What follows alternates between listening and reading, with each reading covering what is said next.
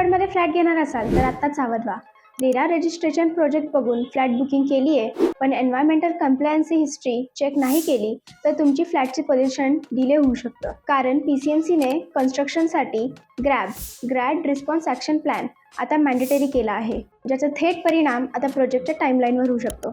आता कन्स्ट्रक्शनसाठी सकाळी 7 ते रात्री 10 पर्यंतचीच परवानगी देण्यात आली आहे आणि जर या वेळेबाहेर हेवी वर्क झालं तर पोलीस इंटरव्हेन्शन होऊन नो वर्कची नोटीस ही लागू शकते. आता फक्त टाइम लिमिट नाही तर साईट्सवर green safety nets, dust control, truck tyre washing, covered material transport यासारख्या एन्व्हायरमेंटल प्रोटोकॉल सुद्धा मॅन्डेटरी केल्या गेल्या आहेत. आणि या सर्व गोष्टींची पूर्तता करण्यास बिल्डर असफल ठरला तर त्याला फाईन ही लागू शकतो. रिपीटेड व्हायोलेशन झाल्यास कन्स्ट्रक्शन टेम्पररी बंदही होऊ शकतं.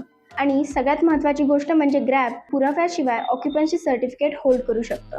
मग अशा वेळी थिंक लॉजिकल आपल्याला योग्य तो आणि कायदेशीर सल्ला देण्यास मदत करतो.